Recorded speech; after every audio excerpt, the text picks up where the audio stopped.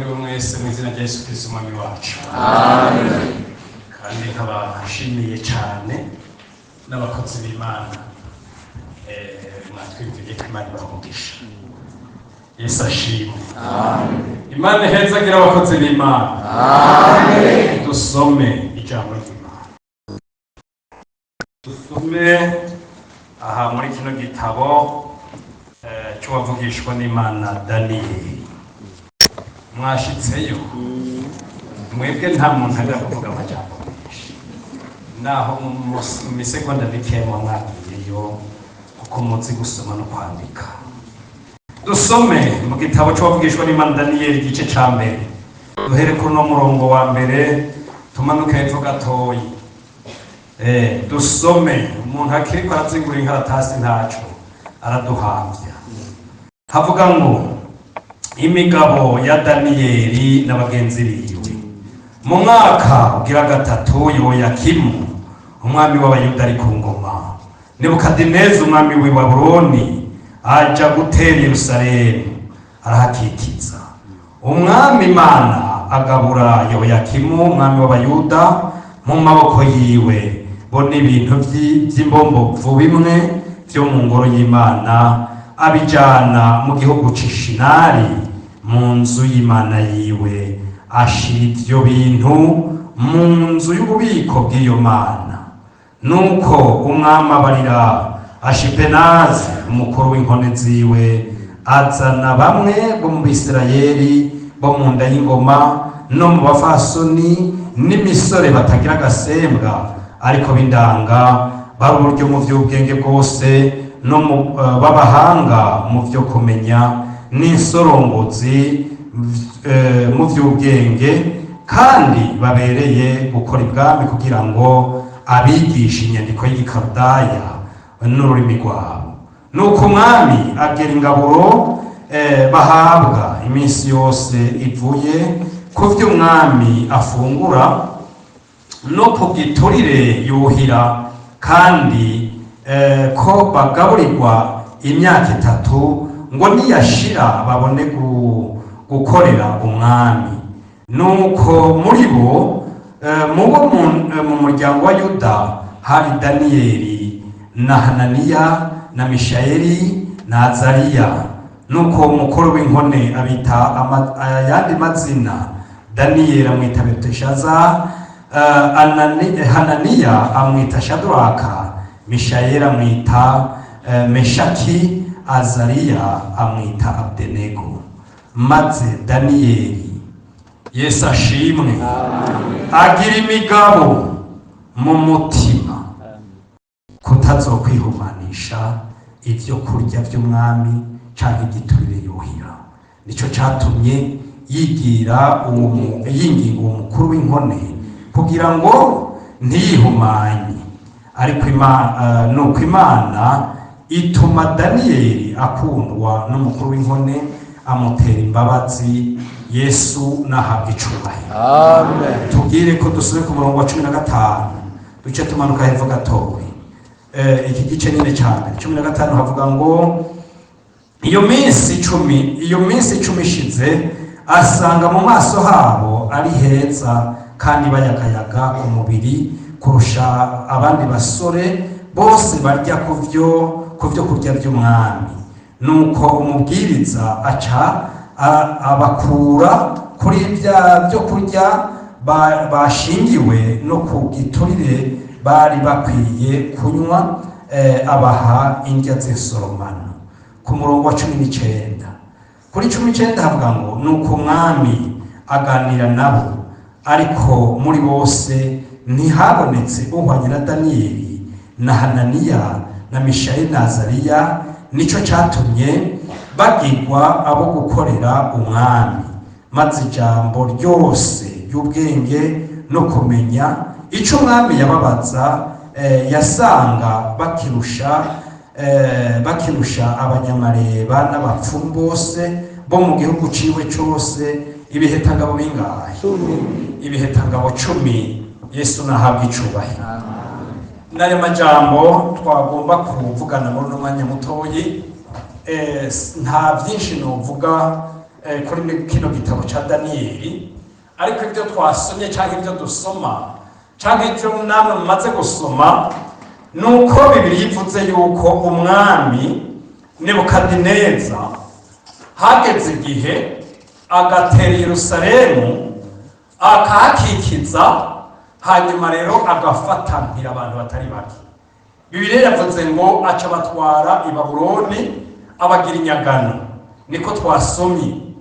Bibiliya ivuga ngo abashikanyeyo aca avugana n'umukuru w'inkoni, n'umukuru yarajejwe ico gikorwa, canke sinzi ko novuga nka intanda canke chef protocole, ariko kimwe gusa yaravuganye. Bibiliya yavuze ngo n'umukuru w'inkoni aramubarira ati ndakeneye abantu critère de recrutement ngaha zirimo.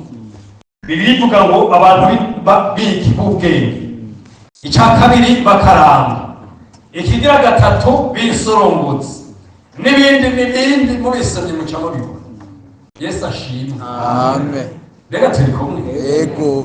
Nimbisi nimba ubwami kugira ngo buronke abakozi bushiraho amakritere d'orokirite, amakritere yo kugira ngo umuntu yemerwe gukora muri perezidansi, yemerwe gukora muri primature, yemerwe gukora ahanaka kariho hose, n'ufise maison d'audit akagira ibyo afatira kugira ngo agire abakozi. Yesu adufashe. None Imana ntiyo bikora ibyo. Nibyo abavyemera ni bangahe muri mwebwe turarabe? Bibiliya yavuze ngo abamuronderera abazana, hanyuma rero amaze kubazana acashiraho icyagezwe ati aba bazohora barya ku vyo kurya niyiko, bazohora banywa ku vyo kunywa nywako. Wavyumvise? Turavyumvise.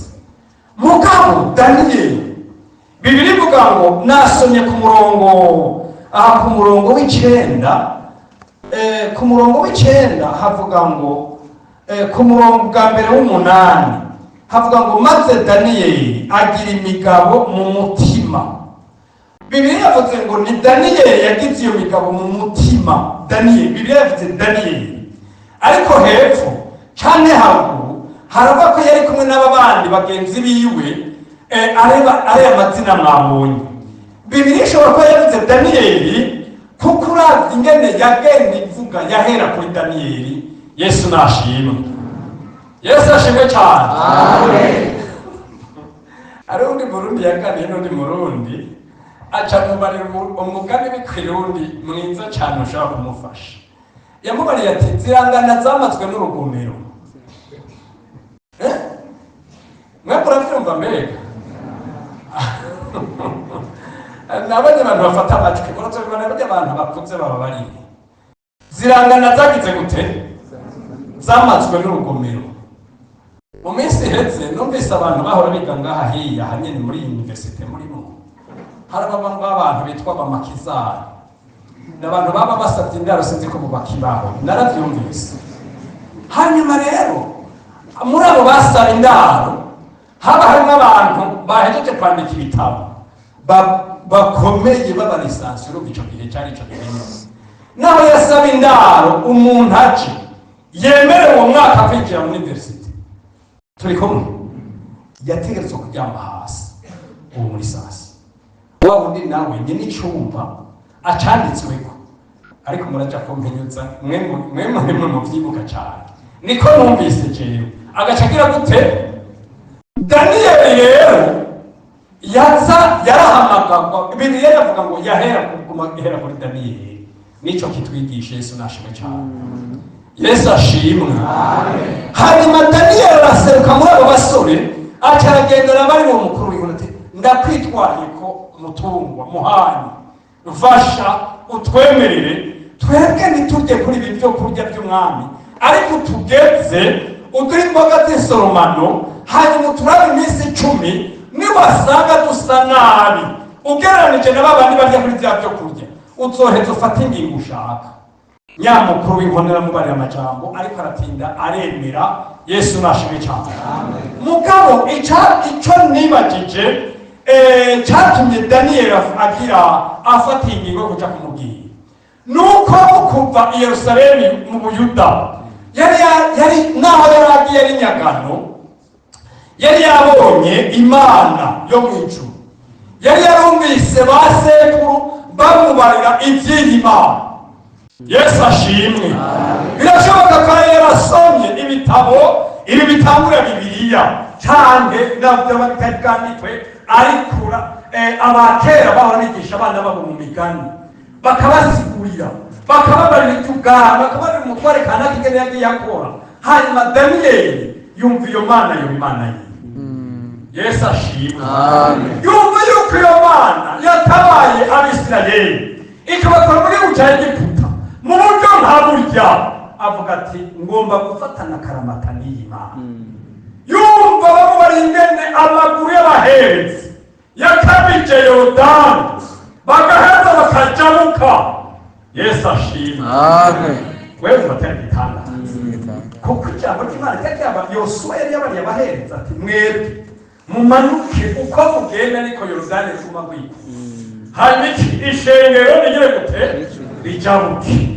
Kandi Yosuwa yari yabariye abakuru abaherezi ati umuntu wese aho yarahagaze atora ibuye ry'icibutso, ibuye ritwaye umuntu w'umugabo, turi kumwe ry'ibiro kanaka muyashinga hanaha kugira ngo abantu bo mu gihe k'inzuza sifa kwamuza nibababaza muze muvuge iby'iyi Mana yakoze yakamije imaze Yorodani aba ishengero rikarengana, muze mubabare muti aha niho twari duhagaze, iri byazanywe na naka.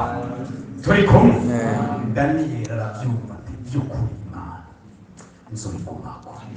Bibiliya yavuze ngo hariho n'abandi bajanye b'imisore b'indanga esiduswite, mugabo aba bane baca barashikira umuntu baramubwira bati dutunge utugabuye gute hanyuma tugeze bizogenda neza. Yesu ashimwe.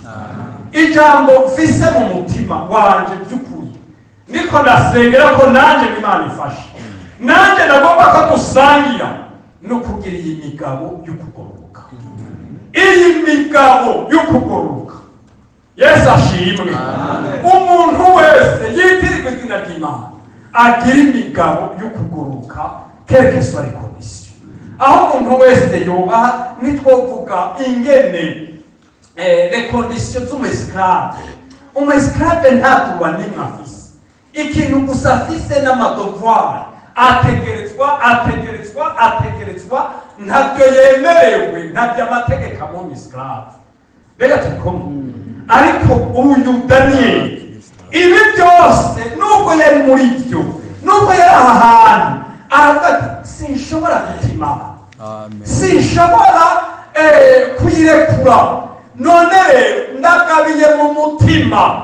Arabigira imigabo mu mutima, hanyuma aragwasa arashikira umukuru w'inkone arabimubarira. Imana yabonye imigabo mu mutima.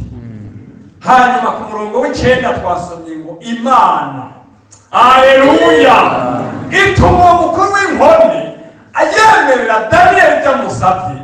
Daniyeli agira ikiganza ciza imbere y'iyo nkone, kandi n'iyo nkone yari kuri risike nini cyane yuko bari kumwagiriza bati wowe ugomba kubyiba, ugomba ibi n'ibi, ariko kubw'ikiganza ciza cyane, kubwa migabo Daniyeli yagira mu mutima, kuko Imana iri kumwe nawe. Yesu ashimwe.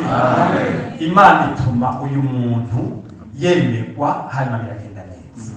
Bibiliya yavuze ngo aya kuri ya murongo wa 15 umanutse hepfo ndahariye kuri 18 n'ayandi by'amajambo gushaka ku murongo wa 20 ngo umwami wese ishize arabahamagara ati nzanire ya misoro, nzanire abantu naguha, hanyuma ngo arabaganiriza.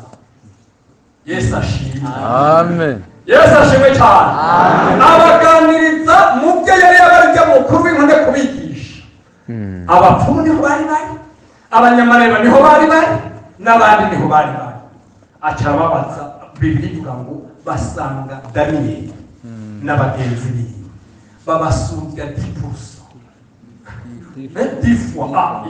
Iyo ntotse iyo equation nini jewe nta biharuro nzi ndaronka amanota makeya cyane mu biharuro ariko baravye bababonye bumvira ikingene bavuga bababonye babumvira ikingene bakora umwami acavuga ati nibyo ukuri ndamusaba koze Yesu nashimye kubiki kugaya migabo bafata mu mutima yo kutihumanya yo kubaha Imana yo kugendana n'Imana yo kuyumvira no kuyubaha Yesu nashimye aha mwe muhava mwibaza muti imigabo yo mu mutima w'umuntu uko yobimeze kose uko amaze gufata icyemezo cyo kuyikora n'ukuri abiteshwa gusa n'Imana yiwe ari mugabo muri gusa ariko nibaza ko muri mwebwe abantu benshi cyane ngakunze ibintu by'amakuru ariko muravye ijya migwi y'iterabwoba bajya baheresha abantu n'abandi bamwe ba masi n'izindi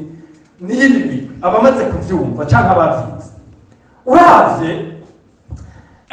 barabigisha cyane bakabategura ariko n'ababigisha n'ababategura bakora ku migabo iri mu mutima ini conviction une détermination yo gushika kuri objectif uravye zijya ndege zaguye kuri rya nzu yo muri Etats-Unis muri Amerika nasomye ahantu bavuga ko bagiye mu ishuri nini yo muri Etats-Unis kwiga gutwara indege mugabo intumbero yabo muri bo bavuga ngo dutegerezwa gutera Amerika kandi twigiye iwabo Yesu nadufashe cyane birashoboka ko baba baragize ubwoba bati bazohava bayimenya iperereza ry'abaturizo ariko muri bo kuko bafise imigabo kuko bafise intumbero turi kumwe ntibati bariga baragira stage baragenda baragaruka mugabo haragera igihe bati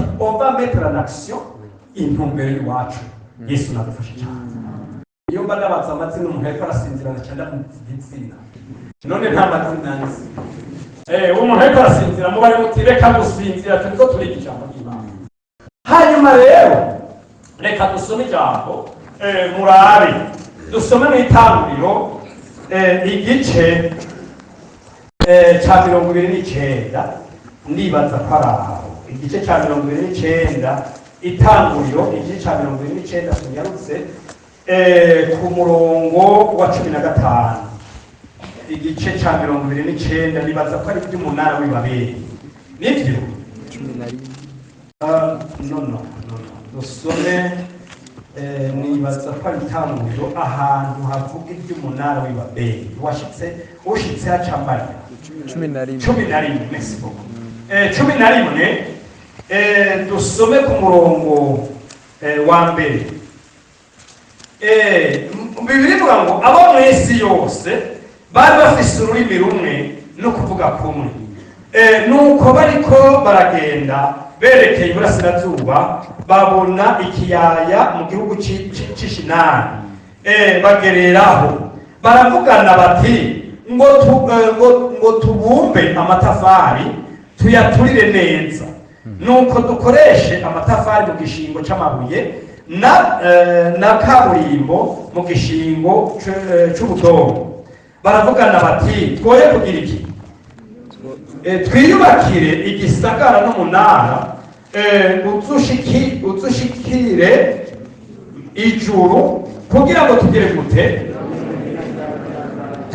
twironke izina rya rurangirana twoye gusabagira mu isi yose Yesu nadufashe cyane Bibiri ivuga ngo maze uhoraho amanukanwa no kuraba ico gisagara n'uwo munara abana b'abantu bubatse uhoraho aravuga ati raba ni hanga rimwe kandi bose basangiye ururimi rumwe none ki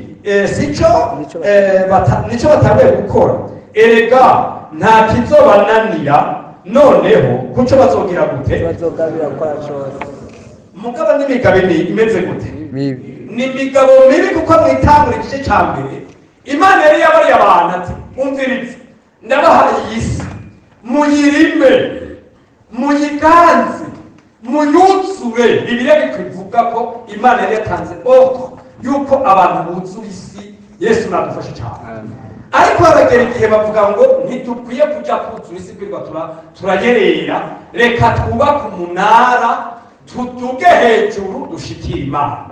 Imana iravuga iti finalma bazoshikirwa. Nta kintu na kimwe kizobananira kuko bamaze gufita mu mitima yabo imigabo y'ukuzimu.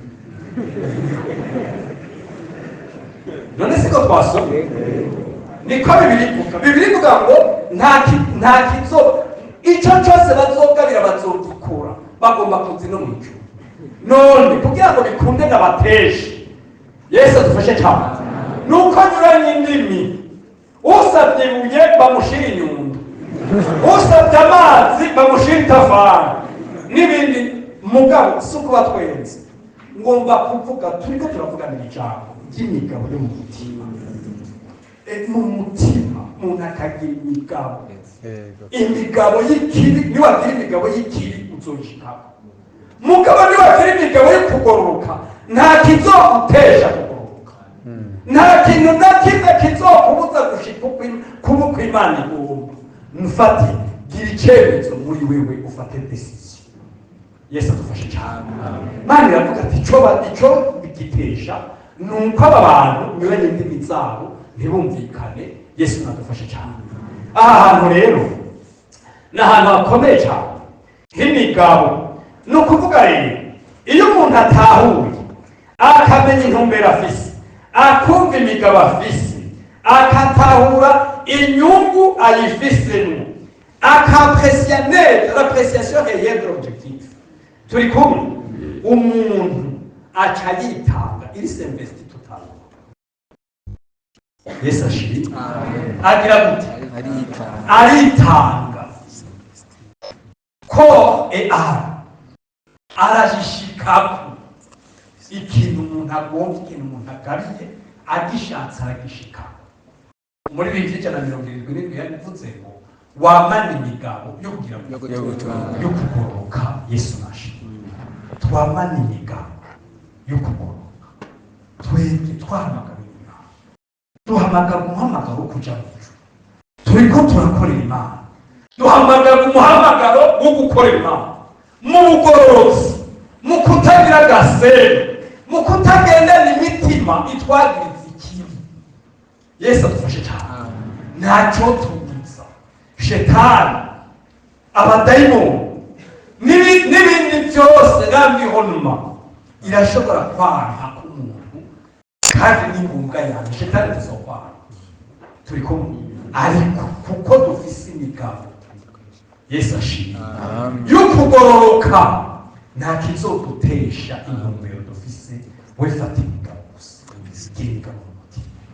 None rero usomye mu Baheburayo igice cya bandikiye Abaheburayo igice cya 12 havuga ngo dutumbere Yesu wenyine.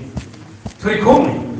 Bibiri ngo kuko umunezero yashizwe imbere Yesu nk'akarorero, ngo n'amajambo muzi nuko nyine tugomba kuziga mu mwanya musanzwe muyazi, barayatwigishije.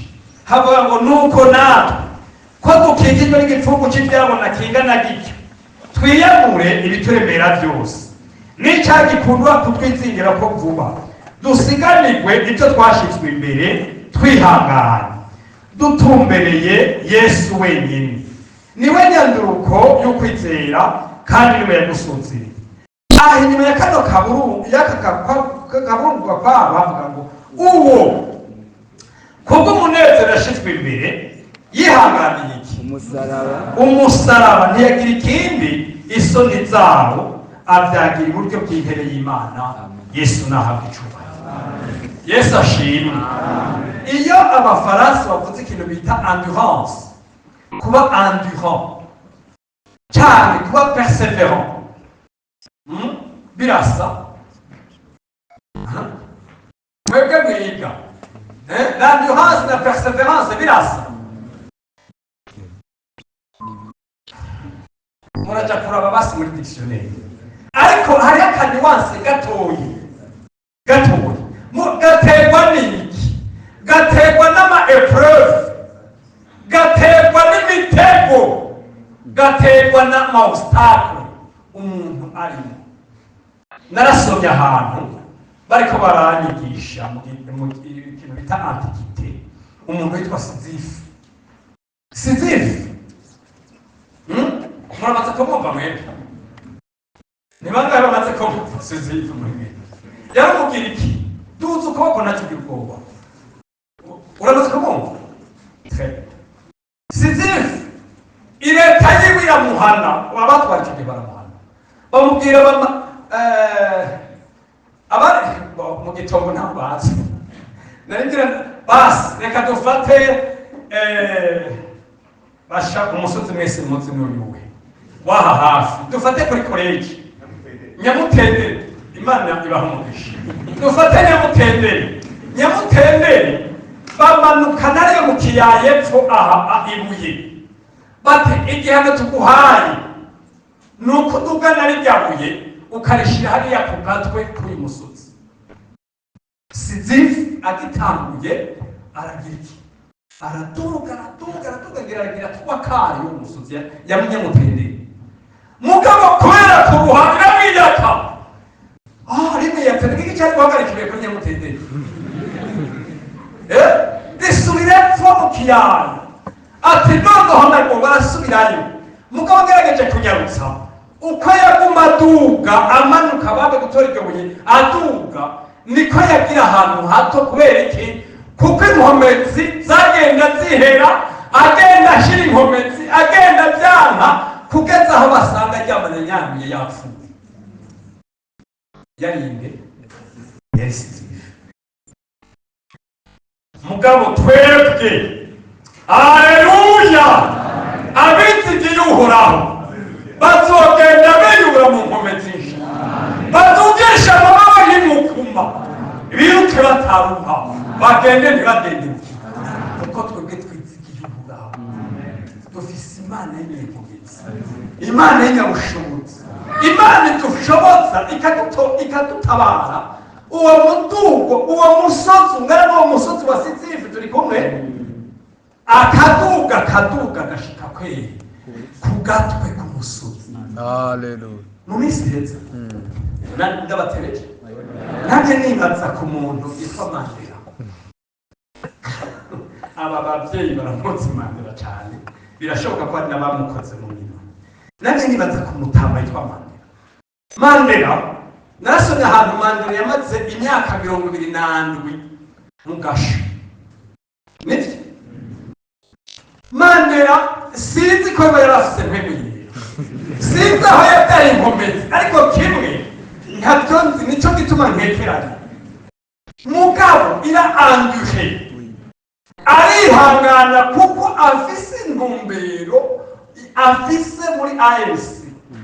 Turi kumwe nanjye ndabwira ko cyane Mandela imyaka 27 umuntu avutse afise imyaka 27 aba musore afise inkomezi nibikebyo mutergo. Turi kumwe Mandela agumayo aravuga ati nasomye ahantu bagiye kumukoroba baramubwira bati Mandela bajya batsumba turagusabye vuga icyo ushaka, turagusabye vuga igihugu ugomba kubamo, turagusabye ugomba ahantu bako tukugurira inzu. Atoya jengo mba independence gratuite. Yesu ashimwe. Mugabo entre le cercle ya Mandela n'abandi mumbaye njiyo ariko ntihabutse abantu bavuyemo bakishayira baje inyuma ayona ibyo bintu bariko barabaha bakavyakira. Ariko twebwe nagira ndababaye abaririmbyi ngabaririmbye ngo umwitwarariko w'iby'ubugi no kudandarirwa n'akaborere n'uruhendo rw'ubutunzi butari urashobora gutuma umuntu yari afise imigabo myiza aremura adezahuma agakemuka. Ariko Yesu adufashe cyane kandi neza. Ariko Meshaki ariko Shadraka bavuga bati tuzoguma kuri ino mana, twarayibonye barayitubwiye turabona ibitangaza ikora tuzoyigumaho. Yesu ashimwe.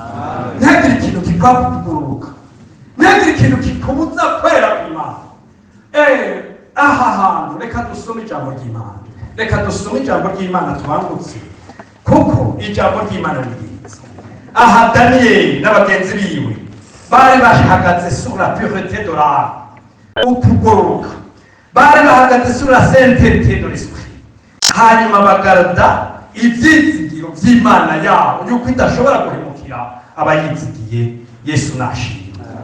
Wame ufise imigabo, none wewe mu mutima wawe ufise imigabo yiye, wewe mwihamagarwa ryawe mu bikorwa ukorera Imana, none wewe upfa gukora, upfa kugenza gukurikira kohari, upfa gukurikira za protokolo, cyangwa upfa gufata narigishije abanyagice by'ukuri sukubesha imyaka irenga 15. Hanyuma haraho nabona abasore bamwe baje bavanga hamwe mbese, abandi bakaza bapfiyogo, ukabona yuko by'ukuri ikimuzanye ashobora kuba yahana igihana mpamba n'umukobwa kanaka, igihana mpamba be muri cyari cyo yahana igihana mpamba n'umuntu kandi benshi nayo babanye wewe nawe uje wewe fasha na reka tugushiremo tukubwira ijambo ryo rizoguhindura, ariko mugabo ndakubwira ukuri ukazomara iminsi ngamwishe rya Pentekoste. Umwe yaraje aje kwihana, arihana aravuga harababura kugira ngo bigende neza, tumera ko uriya mugabo yirabura, atuye mugabo yirabura genda niwe byoca byoroha umubwiye. Umwe rero ndamubana naho byoba bikugoye ukaba ukeneye umusore, ihane ntacyo uzomubunga by'ukuri. Yesu adafise abasore, Yesu ashimwe, arafise abigeme, arafise inkumi kandi neza cyane mukwiranye. Ni emera wihane ntacyo bitwaye kugira ngo uronke Yesu n'umugore. Turi kumwe mugabo habanze iki? Habanze Yesu. Emera uronke Yesu n'umugabo. Umwe rero arahora muganda mugeni rindira gatozo bawe acara batizwa kandi ntiyatereje gize mpisi bikabaza ku munota wanyu baza ku munota wanyu hajya kugira ngo kurobe niho hanyuma rero yagize mariage nk'uyu munsi wa gatandatu, kuwa gatandatu uza turi kumwe yari yambaye ibindi bintu yahindutse atakiri wa wundi. N'uyu munsi ntaragaruka mu rusengero, duhuye ndaja kumugobera nkamuramutse ndagize gake mugabo ni gake by'ukura ndamutsa. None aba bantu Daniyeli n'aba bene data bagize imigabo yo kugororoka, ariko uyu nawe yari afise intumbero yo kwirogera umusore bagira mariage, yari afise intumbero yo kwirondera umukobwa bagira mariage. Ibyo byo kuri biriho abasore n'abashinga ntare n'abandi barabafise, kandi hari ababanye neza batari muri Pentekoste, hari ababanye neza batakijijwe bakagira compromis de la vie, bakumva bakavuga bati rero iwanje aha ntuzuharenge n'undi ati ntuzuharenge, bagaca babana amahoro. Mugabo nta gakiza bafise. Ariko Daniyeli agira imigabo mu mutima yo kutihumanisha ikintu na kimwe mu by'ibwami.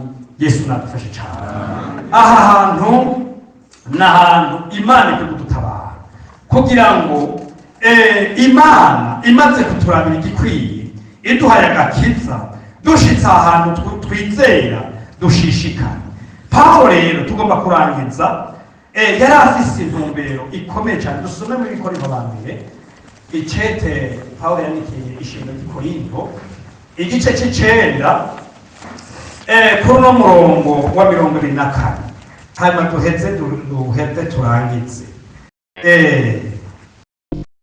9 ku murongo wa 24 havuga ngo ntimuzi yuko mu birori abasiganwa biruka bose, ariko abaherwa akabumwe namwe abariko mwiruka kugira ngo muronke impera, kuko umuntu wese azorushanywa yitegura muri byose. Abo bagenza batyo kugira ngo bahabwe igitsibo kigira gute gishira ariko twebwe tugenda gutyo kugira ngo tugere gute duhabwe ikitazoshira. Yesu nashimwe. Amen. Tugenda dutyo kugira ngo turonke igitsibo kitazoshira. Haleluya.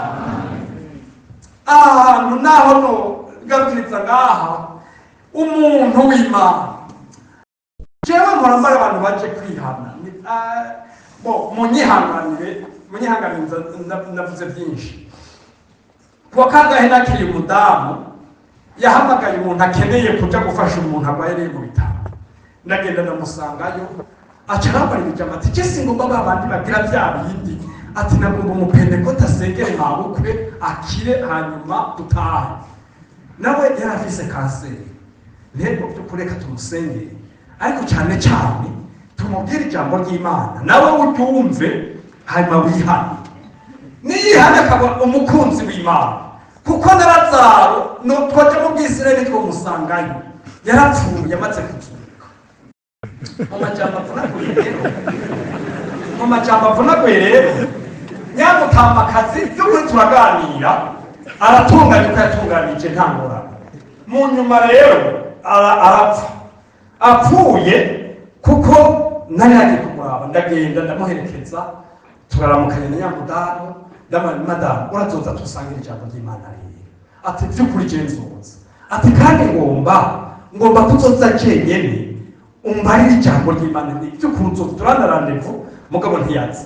Mu nyuma hirya y'icyo kuwa gatatu nze mbona araje baca barambara bati hari umuntu akurondera, abarambarira baramungenekereza ndamenya ko ari umuntu.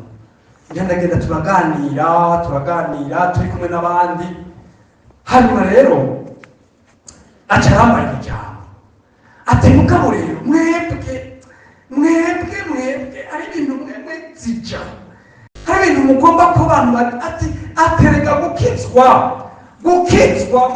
simpaka umuntu aje hajya ahagura urusengero rw'iwanyu muca muvyumva ntoya nivyo kuri hakagira ibintu vy'urusengero ariko ndakubarira nabyo ndiko ndakubwira kandi ivyo kuri nabyo ariko ndamubarira kuko Yesu yavuze ijambo wari wa Musamariyakazi aterega mwebwe mwamusenga ikintu mutazi, twebwe dusenga icyo tuzi. Hirya y'ejo kandi sikeye mwamuvuga ngo ni mata muduge Yerusalemu atari kere cyo umuntu azokugurura icyumba cy'inzu yiwe agire gute aheza asenge data mu misho wewe mubona mu misho kandi azomuheye nkadari gusomera iryo jambo. None wumva hari ibintu by'idini bibiri wewe kizwa wihima ikintu cyose wumva ko ari icyaha ukiyamure lo reste ni tambenuye. Yesu ashimwe. Amen. Maze kumubwira gutyo umushaka ngo jewe ureka ngakize ngaha muzogaruka Yesu amuheze ibyo turasenga cyangeza ngaho nyine kandi ndamwiteze kandi ndamusenge. Yesu ashimwe. Nditeze patsoza kandi Imana yo mwijuru yampezaga nkaronka essence nzogenda kumuraba ndamubarire se ndamutumire azoze. Aha hantu rero Pawulo yavuze ngo tugenza dutyo. Amen. Amen. Tugenza dutyo twebwe kugira ngo turonke igitsibo kitazoshira. Dufise intumbero y'iyo tuja turahabona igitsibo turakiziga turakibona kandi kitazoshira. Kuri uno murongo rero wa 26 havuga ngo nuko nanje ndiruka ariko sinkutazi yaje nkubita n'ibipfunsi ariko sinkuje kandi ndwanya umubiri wanje nkawuhindura umuco kugira ngo kumbure maze kwigisha abantu nanje ubwanje sinze mboneke ko ntemewe. Yesu nadufashe cyane. Bo reka tugarukenze ngaha ariko Pawulo yari afise imigabo yo kugororoka. Aha hiyavuga ngo ibyaha bimera inyungu nabihebye nabire ko ari ubuhombe ati kugira ngo ndonke ikibirengeye nico Kristo. Ahandi nawe akavuga ngo abakijijwe bose mugira iyo migabo twibwire dutyo. Aha rero avuga ngo ndwanya umubiri wanje nkawuhindura umuja ikindi kigira kabiri urumva arafise objectif kubera umubiri ushaka kumutesha intumbero afise turi kumwe arawudonta aranka nibyo Yesu ashimwe.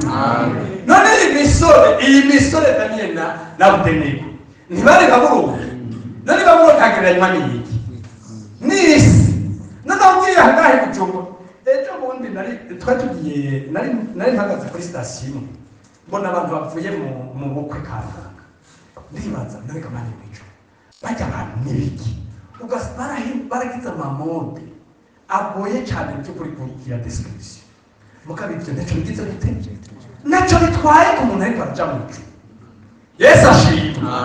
Ntacyo byo tugira kubera iki twe turafise iyo turahabona iyo turi kutubaje twe tugenza dutyo kugira ngo tuze turonke igisibo kitazushira hanyuma ati ndwanya umubiri wanje nkaho uhindura umuja kandi ndakorera Imana nshishikara gukorera Imana nkashishikara kwezwa nkashishikara kugororoka kugira ngo nze mfate kimwe cyatuma nanjye mfatwa na Kristo Yesu nahabwa icubahiro n'aya majambo y'Imana. None rero intumbero nyamukuru n'uyu muhamagaro kuja mu ijuru ariko kandi hari n'ibitubuza hariho nambiro nemera ashaka kutwangira umugabo nayo twangira ntakizotugira turashobora gushishikara nubwo isi iri kugenda twebwe ntidufatira akaruhuko ku isi baba n'ibyo bavuze ngo umwitwaro w'iby'ubugingo n'akabari we no kudandahirwa. None twagomba dusenga Imana abakozi b'Imana badusenge twe tugenza dutyo. Yesu yavuze ngo ico ndico kibamarira nuko jewe nduga nkagenda kuko mbona ntagenda mwe mwira ntatsumutse ahandi avuga ngo nimuhagarike imitima yabo mwizere Imana nanje munyizeye imuhera kwa Data hari amazu menshi iyo abatariho bandabimariye ko atariho. Dufise intumbero kuja mu ijuru by'ukuri dufise intumbero yo gukorera Imana nta yindi ntumbero dufise. Uwafise indi ntumbero yindi iri iruhande y'ibyo nomubwira yoyishishikara ariko ashiyemo n'iki no kuja mu ijuru. Yesu ashimwe. Hanyuma rero cyaraba igisumba ikindi icoba gifise inyungu gusumba ikindi abaricyo acashishikara. Twunamika amaso yacu dusenga Imana. Bibiliya yavuze ngo Daniyeli na Meshaki bigira imigabo mu mutima yo kutirumanisha ikintu na kimwe kigara kandi byo Imana kuko imaze kubona imigabo bafise irabashoboza umukuru w'inkona bemerera kubera kuko Imana iravye imigabo umuntu afise mu mutima. None twavuga muse ikibazo ni wowe ufise by'ukuri kandi mwunamitse amaso muce bugufi ariko ntupfe kuza munyihangane si ukuvuga ngo nuko haje gufukama benshi ngo niho twaca tuvuga ngo byagenze neza ngo Imana ishimwe. Oya naho yoba umwe akaza iri jambo ry'Imana rikamuroba akazoshika mu ijuru by'ukuri tuzoba tugize umugisha. None wowe ufise imigabo igiye ikindi kigira kabiri imigabo maranye iminsi ubona irimo inyungu y'Imana harimo icyubahiro cy'Imana wasezererwa ati duhaye kazi ubwiza bw'Imana duhaye kazi icyubahiro cy'Imana duhaye kazi ukwera kw'Imana. Mwumva harimo imigabo y'Imana harimo ukwera kw'Imana harimo inyungu y'Imana. Umuntu ubwawe tugira duhe kazi ubwawe umuntu yari afise imigabo mibi umuntu ashaka kugira imigabo mibi ati bigomba kubigira kugira ngo byabutise kuri iki hanyuma ariko oya ntacyo byomara. Aba bantu bavuze ngo tugira twubake umunara tushiremo ikaburimbo dushiremo amatafari aturiye tuza dushikira Imana. Yari imigabo mibi kandi nawe nawutoyihana Imana izoyigutesha kuko ari imigabo mibi. Unamika amaso dusenga Imana. Ugira kabiri duhaye kazi n'uyu muntu yari afise imigabo myiza ariko kubw'igihe kubwahaba kuko yamanutse Bujumbura kuko yabonye ibintu bidasa n'ibyo yahoramo yahindutse yatangiye urumbero. Ubu turamuhaye kazi cyane yari afise imigabo yo gukorera Imana yari yasezeranye ati imana mugabo uyu munsi yahimbye mu mutima avuga ngo biraruhisha, birimo amageragezwa, birimo ibi n'ibi arahimbye. Turaguhaye kaze n'umunsi abakozi b'Imana bagusengere mu izina rya Yesu, mufukame ariko ntuzi udafise intumbero yo kuba Imana. Imana ninezerwa no gufukama gusa, ariko inezerwa n'umutima uza gusubirana inyuma. Intumbero ufise niyo dusenge Imana, badusengere mugabo umuntu wese yifuza uko ari imbere y'Imana y'ukwari. Ibisigaye ni igikorwa cy'Imana, ni igikorwa cya mpemu yera, kandi iyi misore yagize imigabo itazi biza kuyibaka, ariko kuko bari bafite imigabo myiza baca basanga bagize ikiganza cyiza. Dusaba abakozi b'Imana basenga Imana, basengera baciye bugufi, baje bemeye bagomba guserura imigabo y'Imana kuri bo. Reka duhe kaze abakozi b'Imana badufashe babasenge.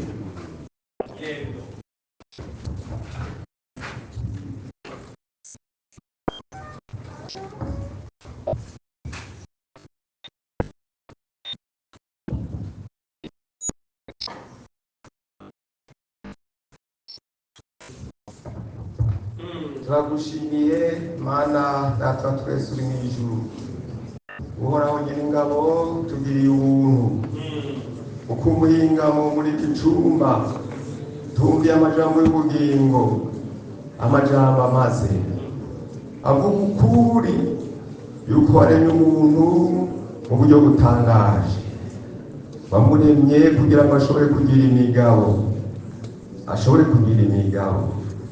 kandi mu migabo agira ari gutumbereza, akaraba Imana, agatumbera ubugombe bw'Imana, ariko kandi hariho uguhusha umuntu akajana inzira itariyo, inzira y'amahonero. None rero ubwoko bwawe bumaze kumvira ijambo, baraciye urubanza mu izina rya Yesu. Bamwe bahevye inzira mbi, abandi batumbereye inzira y'umusaraba, kugira ngo bose babeho, none kimwe Yesu yakora hamwe kubw'umunezero yashizwe imbere, yihanganira umusaraba mu izina rya Yesu. Kibe n'imigisha mwami kuri aba bantu, umwe wese ariko kubwira ibyiwe kubw'ubuntu bwawe Mana, mu izina rya Yesu Kristo. Ibyaha bihanirwe, ibyejejwe n'amaraso ya Yesu, imigabo mibi isanganguke mu izina rya Yesu, ariko bunganire imigabo myiza. Abashitse aho basoza bikanga mu izina rya Yesu Kristo. Turasabye imfashanyo iva mu ijuru mu izina rya Yesu Kristo. Bongerwe intege mu izina rya Yesu bamaze guhura n'Imana. Turagushimye mwami kwibakoreye, dusabye mu izina ry'umwami n'umucunguzi wacu Yesu Kristo, amen. Aba bagifukanye hano tugomba dusaba Imana basenge. Urabona abigishwa ba Yesu bariko barajana, harageze igihe baramubarira bati Yesu twongera kwizera tunabaye guke, twongera ukwizera. Hari aho umuntu inkomezi zihera ku gasitimasiyo arimo, ariko gusengerwa no kwegera abakozi b'Imana no kurondera Imana personnellement biratuma umuntu akomera, akegera Imana igaheza ikamugirira neza. Ninde agomba inkomezi, ninde agomba ubushobozi ushobora kubashisha abantu guhagarara mu gihe kigoye nk'iki cya Daniyeli, mu gihe ibintu byose biriko biramubwira ati ntubandanya ntibikunda, ibi by'iwawe ntibibanze by'amazi, ariko agomba kugoroka.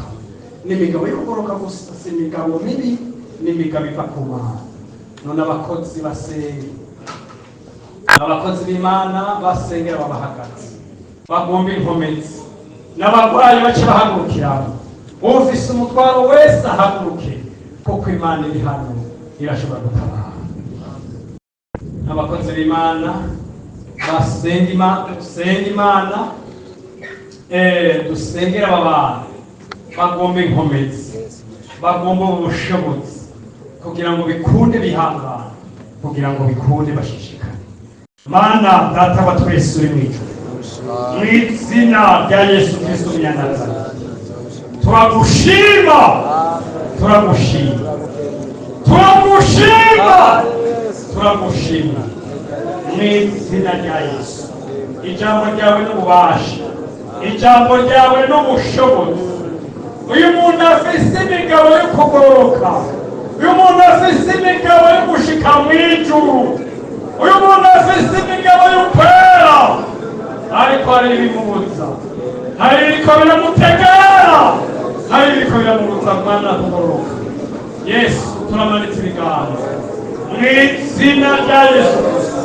Muri ibi biganza badugije ibyo nyene, mw'ibi Daniyeli bari bamubarije batuza kuducishije umutwe, ariko aravuga ati ntugerageze iminsi 10 nawe batabare, bagende batabare bayimugeze, bashishikane, bashishikane, inkomezi, ubushobozi ubashisha gushishikana, bashishika kwera, bashishika kugoroka, kandi abarwayi hagati muri twebwe bakire mu izina rya Yesu Kristo. Abafise ibibazo bitari bimwe, ari amadeni, ari ukubura icyo bafungura, ari amageragezwa y'aho baba, mu izina rya Yesu Kristo. Ari ingwara mana, rambura ikiganza cyawe ukore ku muntu wese ucumuha ibyangombwa akeneye. Urakoze mwami ko byumvise, urakoze kubikora, icyubahiro kibi cyawe, natwe tubisabye tubyizeye mu izina rya